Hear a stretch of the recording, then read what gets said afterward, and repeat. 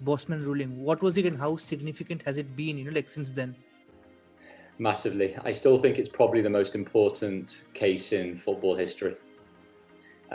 Maybe that with one domestic UK movement, restraint of trade one, but this effectively ensured that when a player was out of contract, that the player could then leave their club on a free transfer.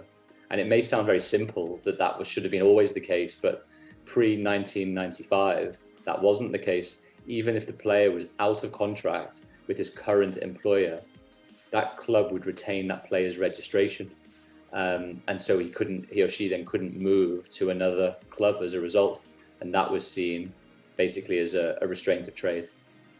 And so that's the main significance of Bosman. One thing that's forgotten about Bosman as well is there was another set of restrictions that was found by UEFA to be illegal, which was the 3+2 rule, which was basically the foreigner rule, which allowed at that time only 3 players that were effectively in the UK, were non-UK players to be able to play in a UEFA Cup competition.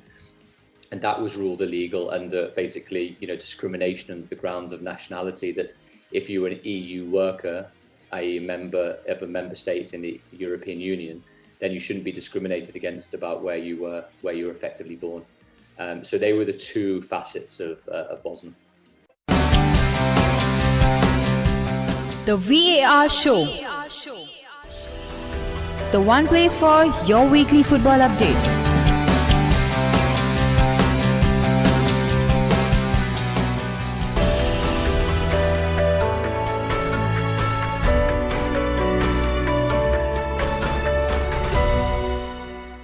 Hello, a very warm welcome to the VAR show, the show which talks about the base major football leagues. Until today, we are going to connect the theme of interviews, and we have one of the most highly respected sports lawyer, Mr. Daniel Geey, with us. So, without wasting much time, I would like to first thank Daniel for coming on the show. Thank you and welcome to the show. And I would like to begin by asking you, how are you? And what have you been doing up these days? Especially with the pandemic going around all over the world, and I think, being in UK, you had 2 lockdowns already. So what has been your daily routine and what are you up to? Firstly, thanks for having me on. Great to be on and to chat football. Much appreciated. Yeah, I mean, it's just like it's been a bit since sort of February time. I haven't been on any planes. I haven't come out of my house too much. I have a little bit. I haven't been to the office too much is the shame. So, I'm head up part of the sports team at Sheridan, so it's not been as great not to be able to see everybody, but quite quickly I've sort of developed the new routine of getting into the front room of my office, which is this, and just getting on with things, and in some ways it sort of pushed me to embrace the digital a bit more with the various YouTube courses and podcasts and other things that I've been able to do, which I've really enjoyed with a variety of different people. When lockdown sort of reduced, I sort of regained my love of tennis a bit. So I was playing tennis a couple of times a week, which was fantastic, and I was really enjoying that. So, hopefully we've got to try and see the positives out of situations. I know COVID has caused a major, more than just heartache for so many millions of people around the world. But, in my little bubble, thank goodness, on the whole, everyone has generally been doing all right, and everyone just has to then, adapt as best they can. Definitely. And I have seen that you have been doing a lot of podcasts with various people. Is it something that would not have been possible had there been no lockdown, and probably would be more free flowing all over the world? Yeah, I think how resume like we're doing it, and other types of recorded platforms have just created more straightforward ability for people to be able to, interact, record, amplify, market yourself, to be able to push content out there in lots of different ways. I mean, the truth is, I work really closely with my sort of head of content, called Bart, who has been fantastic for me in, being able to, for me to be able to talk at different events, for me to be able to speak and have podcasts and all the rest of it. And he's the magic behind me, which is, to cut it up, to put it across platforms, to suggest this, make this idea, get the podcast going, start the YouTube channel, put stuff across IGTV, think about TikTok even, for example, for quite a while, which I'm doing. So it's just, it's all of the above. But yeah, it's definitely focused your mind on, if you can't be face to face, what's the next best? Definitely, and you have quite prepared too, like with the ring lights that I can see, like you have, like it's quite a good preparation that you have done. Yeah, well, thank you. So there's a few nice shirts in the background there. So Yeah. I see your sign as well. But my wife actually said, make your background a bit more interesting. Like, don't just have a white wall with nothing on it. So I sort of a little bit ago decided I didn't want to be too brash with it, but just put a few of the shirts up of either teams that I support or clients that I've been lucky enough to work with over the years too. Definitely, like I've seen like a lot of your work, and I was recently introduced when I think I saw your show with Ishan in All Walks of Life. I think you had gone there some months Yes. back, I think so. And yeah, then I went and I saw your channel. It was quite good. Like like I was like, wow, this is something that has not been explored. And I watched your Google talk. I mean, where you had talked in Google, and that was amazing. Like for an, like for a basic understanding of what goes on. Of course, everything is much more complex. I think you dumped it down to the maximum you could, like for people to understand. And Yeah. like I mean, there's a bit in that as well, which is what I wanted to try and do was make it more accessible. And in a way, I think everybody's ability to be able to understand complicated things is always there. The issue sometimes is that there can be certain ideas or certain theories that make things appear quite straightforward, when actually the devil is always in the detail, but the beauty is also in the detail. And I think that's where you can start engaging people into particular topics and areas, because it's not straightforward, but that's what makes it interesting. definitely. So I'll try to keep as away from the questions that you have answered already, probably through your YouTube or through various other podcasts. And I'll begin by asking you, like, why football? What was your first interaction with football? 1986, Liverpool versus Oxford United at Anfield. I went with my dad. I still think we won 3-1, although when I was looking at the records the other day or a few weeks ago when someone asked me a similar question, I couldn't find that score, so I'm not sure whether it wasn't 3-1 or, I was only 5 at the time. And we had to go after about 70 minutes, I think, or so, because I fell asleep. So that's my first memory, and it became so much of an ingrained routine in our family. So I've got quite a big extended family, from my dad's side especially, who lived with us all. I'm originally from Liverpool. Liverpool's my team. And we went to the Liverpool games from when we were 7, 8, 9 years old, all together as a family of 8 to 10 or 12, parents and cousins and kids all together. And whenever Liverpool were not playing at home, we would all gather around and watch on the TV if there were games on the TV. And a lot of us have since then moved down to London, and we still do the same thing. Obviously not quite in COVID times, but we've all got kids now, and we're all sort of one generation up, that all of our kids watch the games together. We do the same, our parents do the same. And as much as football is football, and that's what I fell in love with in the beginning, football to a degree is a beautiful byproduct now of what it enables my wider family to be able to do, which is get together and have time and have that excuse to actually build relationships and keep on good terms and see everybody. And it's just a great example of people coming together for one thing that obviously they value quite highly, i.e. watching Liverpool win lately, which has been quite pleasant. Definitely, and especially like if you had like being from when you have been supporting Liverpool, you have been through a lot of ups and downs. Like I think the darkest time would have been Roy Edson era. It was really bad. It wasn't a great time, I think that's fair to say. But out of Roy came Kenny, and if a lot of people had said that Kenny Dalglish would manage Liverpool again, I think everybody wouldn't have necessarily believed you is the truth. So just the elation and the joy of winning a League Cup under Kenny, just missing out on an FA Cup with him before Brendan came in, obviously. But it's like anything. 2005 Istanbul is mixed with 2007 Athens, when we unfortunately lost but played a lot better. You lose semi-finals and finals of cups. Klopp lost his first 3 I'm trying to think. I think the last three with Liverpool.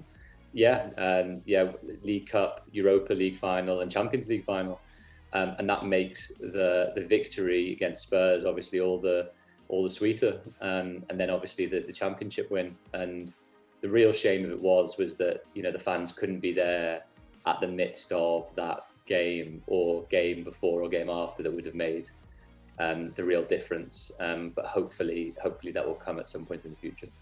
Definitely. And since you have been following Liverpool like since a very long time, and of course you didn't play professionally, and you uh, took up law, went to uni. And was it something that you always wanted to work in football in the longer term, or was it something that happened spontaneous?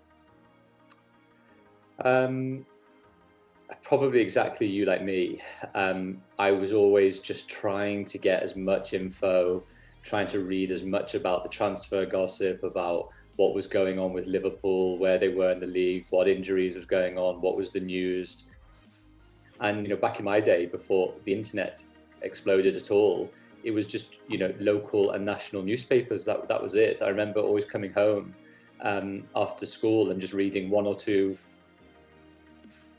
news in the little paper, or when there's a thing called, I'm not sure if you guys know it, called teletext, which was like a text service football news from, and that was like an amazing thing pre-internet. So I always had that continued interest in football, and at that time around football and finance and ownership and governance and things, because there were loads of, I began to realize there were loads of interesting interlinkages between sport, football and law and finance and business. And I just tried to find every opportunity to write on those things. I did a law and politics degree, so I did an essay on whether the Premier League breaking away in '92 was a good or bad thing for different stakeholders. I remember then doing the dissertation in my final law year about the Bosman ruling and the changing transfer system. I then spent my master's research year doing it on football broadcasting rights and competition law, because that was where the main intersection was.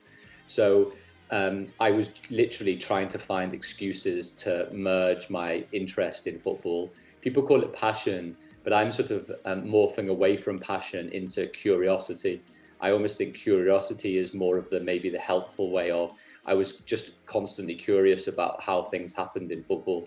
And that curiosity then just built into undergrad degree dissertations, postgrad, masters, and then thinking about how I could start very, very, very incrementally to convert my profession as a lawyer into the sector, which originally was sport, and it was a slow burn to put it mildly, really.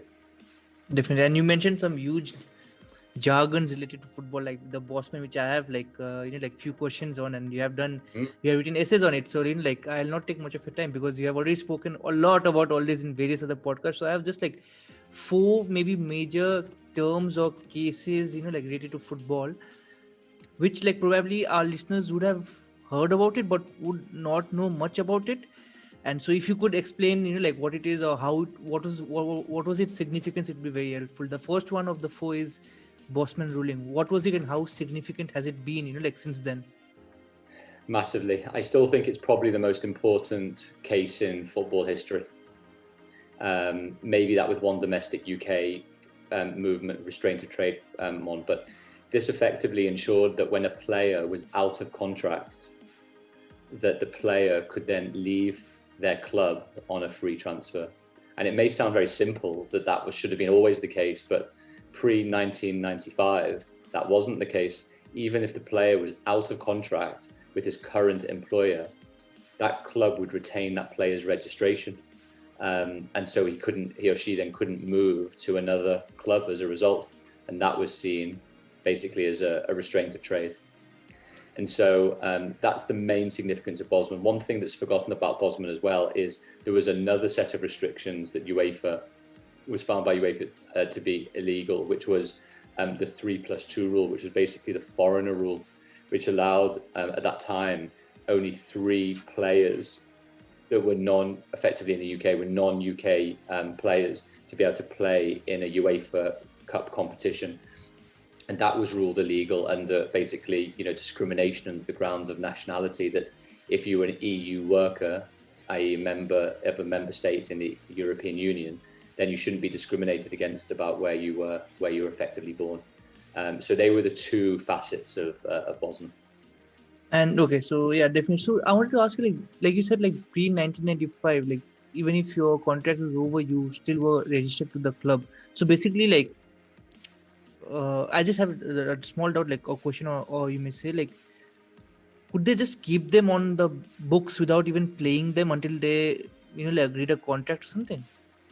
Yeah, that's exactly what happened. They offered them a much reduced rate to sign a contract for them to be able to sell him at a much inflated fee.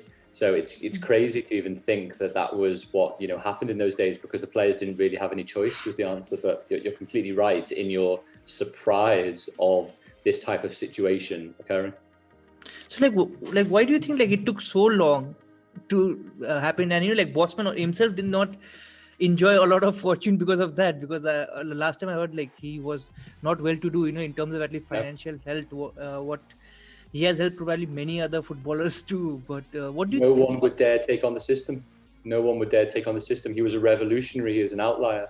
There's actually a documentary which I got interviewed for, which is actually premiering in the UK tonight, because it's 25 years since Bosman, the Bosman ruling.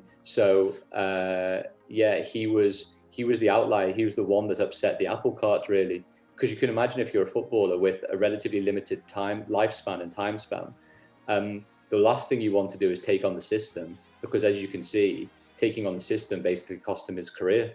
It was 5 years from that original dispute to the European Court of Justice siding with him, but by that time his career was effectively over.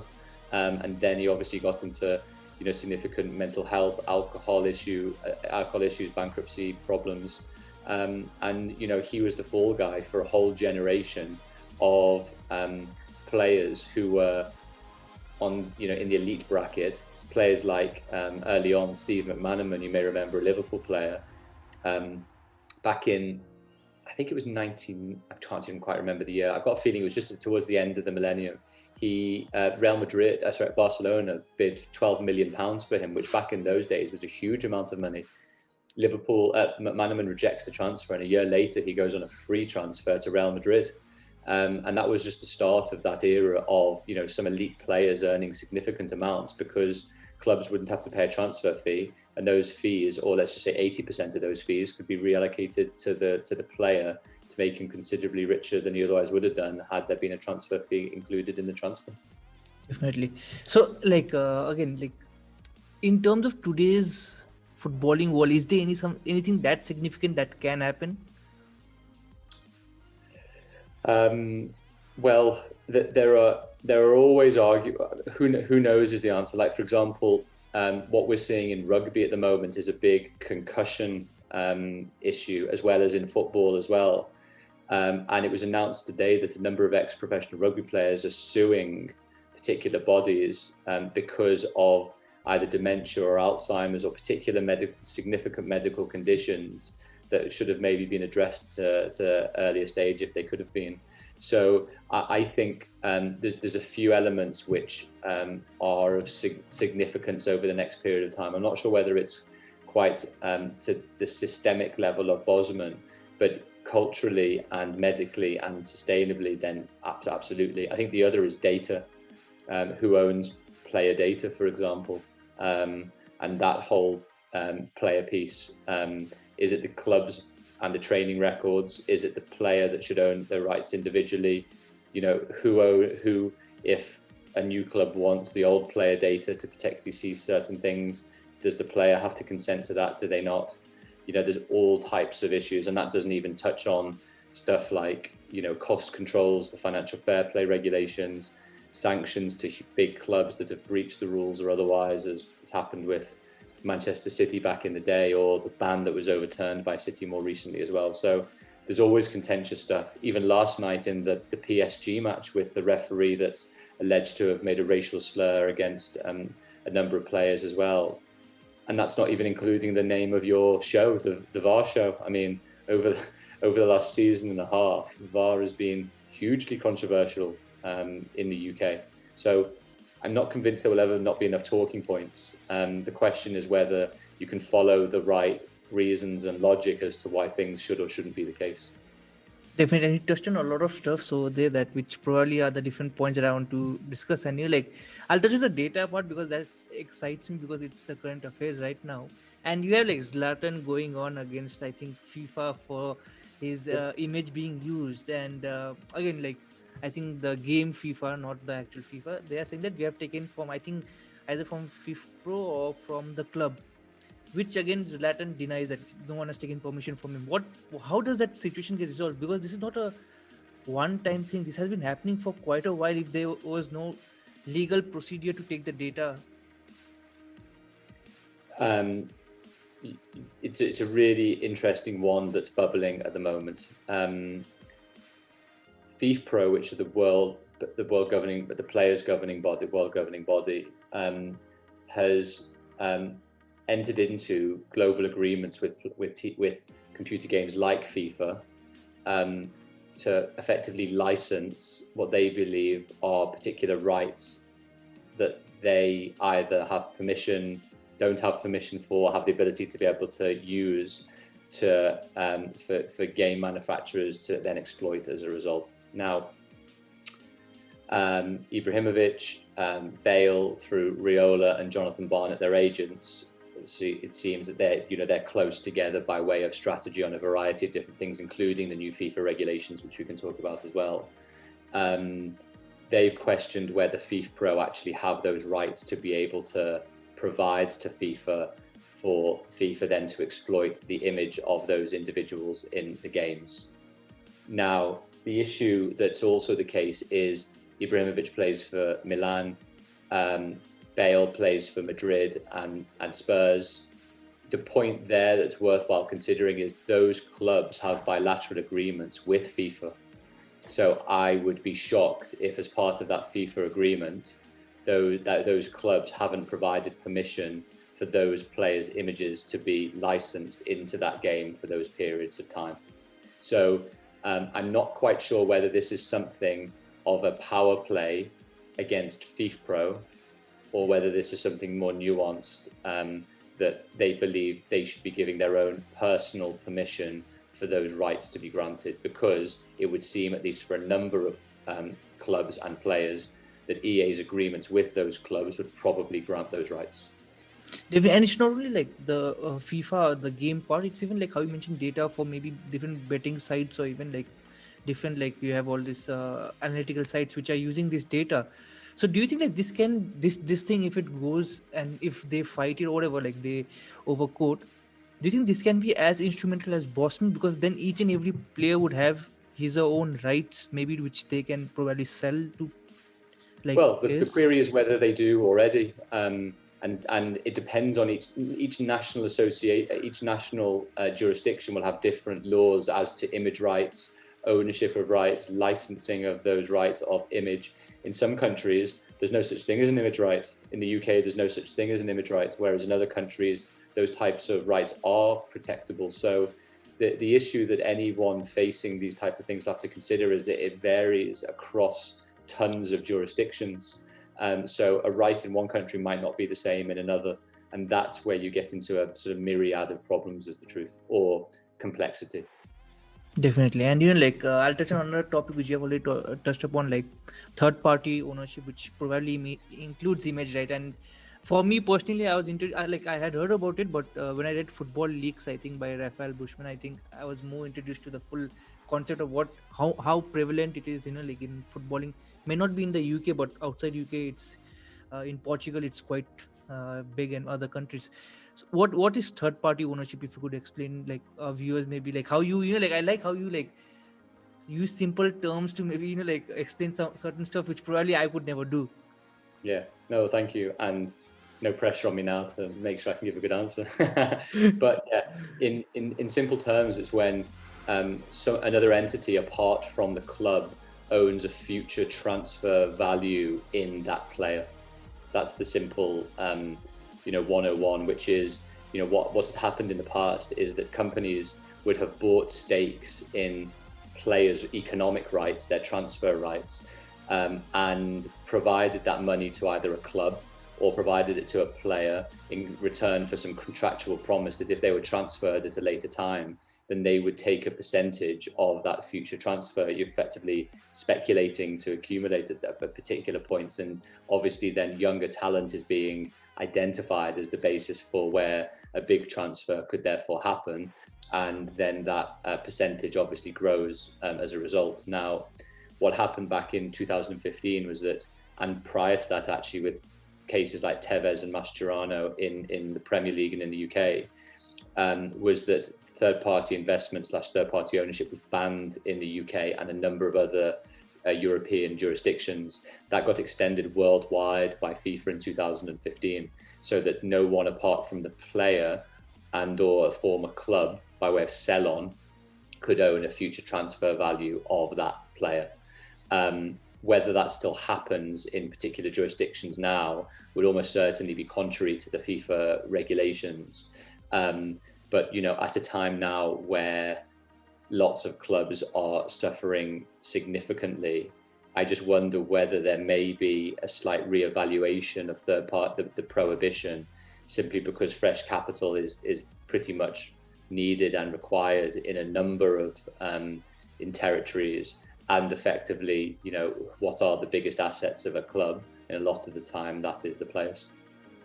Do you think, like, going forward, do you think that this third party ownership could be the thing, especially with the financial crunch, like you mentioned? Do you think that this can help, even like not only like maybe in other countries, somewhere down the league, in terms like down the pyramid in the English football itself, maybe where they're having financial crunch? Do you think like if you have third party ownership, maybe that can kind of help it if people are not ready to reevaluate the full scheme of how to run the leagues?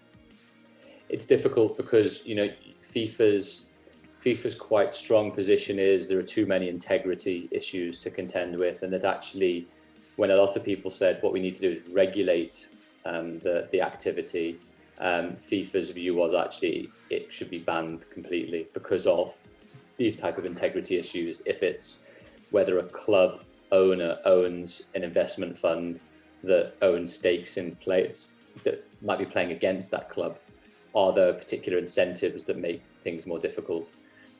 It may also be to do with whether actually anyone should be owning a player. It's not really that. I mean, it's a future contractual entitlement, but the emotive language that can sometimes be used, causes particular issues as well. So, ultimately, I think what FIFA and national associations wanted to avoid was this sort of speculative tool, which wasn't necessarily in the long-term interests of the players and or the leagues or the clubs sometimes, so that all of the money that was being invested into the clubs wasn't necessarily being reinvested, it was being removed from the football ecosystem.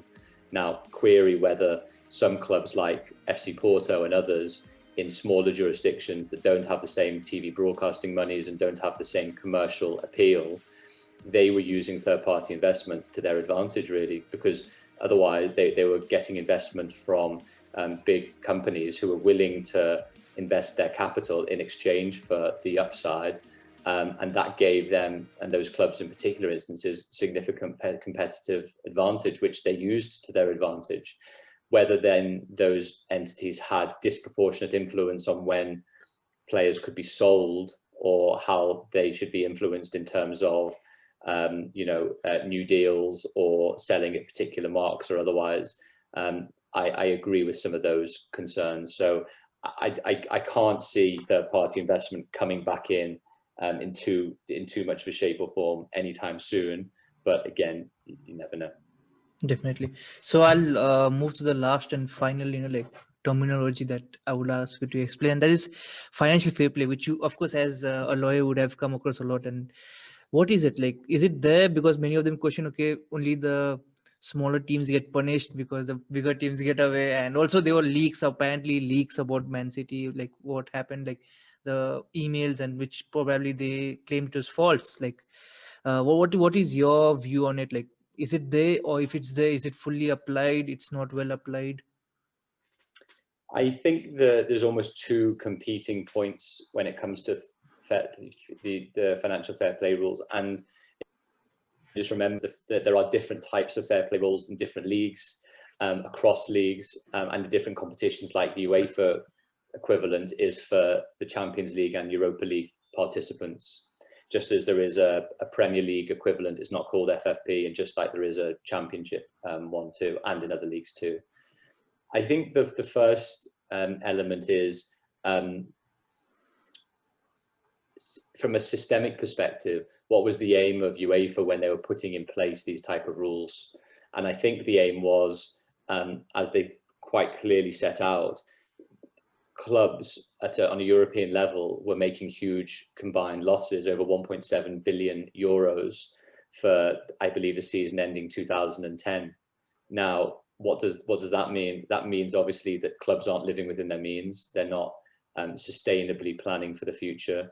That they might, in the long term, not survive because they are playing by different economic rules. They're playing by the rules of glory maximization rather than profit maximization, or at least breaking even. Now, where things differ from a normal business, as you can well imagine, is, in the end, any company will be aiming to strategically make profit, because that's the point of providing value ultimately to their shareholders in whichever shape or form. To a degree, sport and football is very different. Those are, in effect, glory maximizers. They're trying to avoid relegation, enhance prospects of promotion, win particular tournaments, qualify for Champions Leagues, ensure that they win particular trophies as well. And when those types of non-traditional business rationale come into sport and in football, it means that people are going to overspend, because you're not measured by how much profit you earn, but how much glory you effectively make in whichever guise that glory is considered.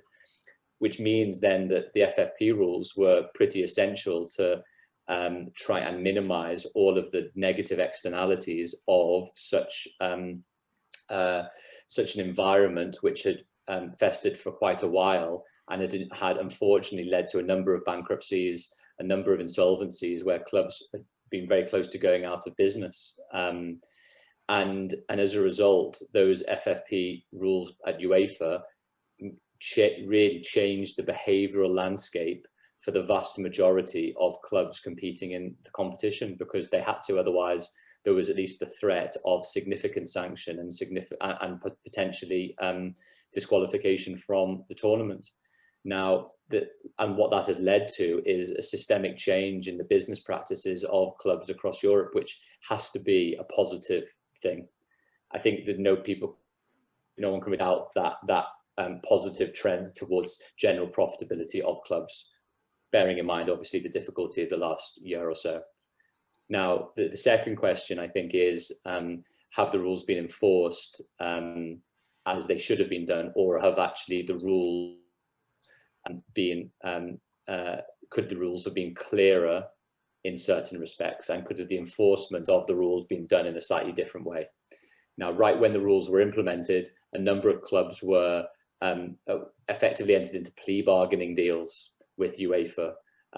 They didn't necessarily admit that they had breached the FFP rules, but in the end effectively took sanctions, either soft wage caps, transfer spending restrictions, squad reduction restrictions, prize money reductions. And that was, some of the big guys, including Manchester City and PSG at the time, along with a number of other clubs.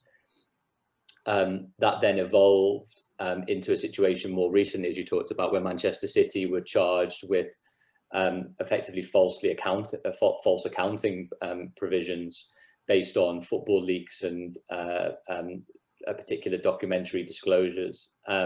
Ultimately, at CAS, after UEFA had banned them for 2 seasons worth of Champions League participation, CAS found in favour of Manchester City, because the evidence wasn't there to prove the alleged breach. Now, whether that's an evidential issue, whether that's a timing point, whether that's not UEFA deciding tactically they did things in particular ways, which have maybe led to a different outcome, which might lead to changes in the way that the rules are drafted and written and evolved.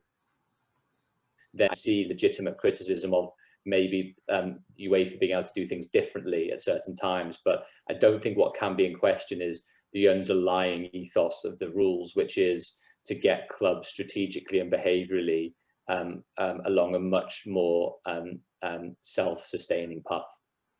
Definitely. So I have a lot of like segues and sub questions from that, but I'll not hold you up a lot or longer with the questions. And probably you can make videos on that, like for your channel. Like a few of the questions that I have is like the salary cap, I think, which is implemented in the championship. Do you think like that would be going forward something that can happen in Premier League and probably will help, like in the maybe in fulfilling the financial fair play, which probably will play a bigger part. And the second other question I have is like like you said, like how the integrity of the tournament or the games can be compromised if players or third party own some rights in the players.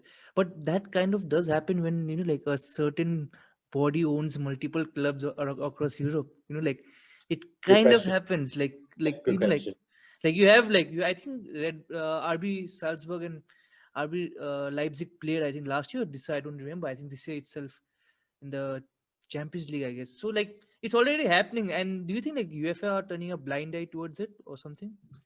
Well, on the first point on salary caps, yes. So there are salary caps in League One and League Two in the UK, which is the third and fourth tiers, and they've been set at quite low levels, which I think is a concern to some clubs. Whether there will be a salary cap in the Championship, there were discussions on whether that would actually happen or not. I'm not necessarily convinced there'll be too much more. I don't think there would be a salary cap in the Premier League just yet. Again, I could be wrong, but I don't think that would be the case. And on your question of multi-club ownership, it's a great one because at a UEFA level, there is a restriction on an ownership group owning more than one club or having decisive influence in more than one club who compete in the same competition. So that is the issue. So the query, and it was a case that was brought by UEFA against the two Red Bull clubs, even though they decided that they weren't actually Red Bull, it was RB and one Red Bull, was actually they didn't fulfill the ownership criteria, so that actually the Red Bull had decisive influence over both teams effectively. But the general prohibition is that an ownership group can't own or have decisive influence in two clubs playing in the same competition for precisely the reason that you said, which is the integrity of the competition could be questioned, or the perception of integrity could be questioned, because it might be that the ownership group says to one particular team, you're going to beat this other team because it's in our commercial interest, or it's in our any other interest, that isn't just 11 players on the pitch competing to see who gets the result in the end. Definitely. So I'll move on from the terminologies and move to yourself, and like you are involved with a lot of players. How hectic is the transfer window for you, like going about deals? It can be a bit tricky. Just to let you know, I've probably got about 5 or 6 minutes, if that's all right, because I've just got to try and go on a little bit of a call soon. Sorry, but I can definitely do this again more. But and in part, that's because of particular transfers and other things that we're having to start doing. It can be pretty pressurized, is the answer. But not like just in any other business. The truth, the difference with the football and the sports industry is that there's much more people that are more interested in the stuff going on because it impacts their leisure time.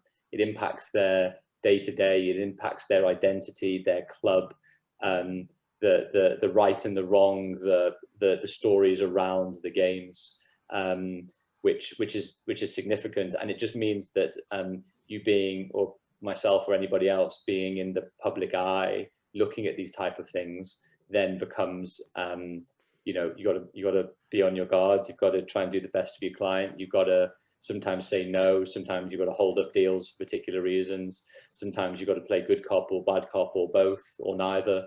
And ultimately, my general approach is not to go anywhere near the physical negotiation if possible. That, if there's documents and the stuff that needs to be done, I much still prefer them to do them at my desk in my law firm rather than in the training ground or in the stadium or wherever the negotiation is going on, because a lot of the time it can be quite an emotional time for everybody, is the truth. And ultimately sometimes having that removal from that becomes more useful for me, I think. Definitely. So I'll sneak in one final question, and I'll bypass many questions which were not probably of that importance. And this I get a lot. And like, if anyone has similar, history like yours, like maybe someone wanted to be involved in football but has done something like law, how can he or she be involved in football? What is your advice to them? It's funny. I'm actually trying to write a book on that exact point at the moment.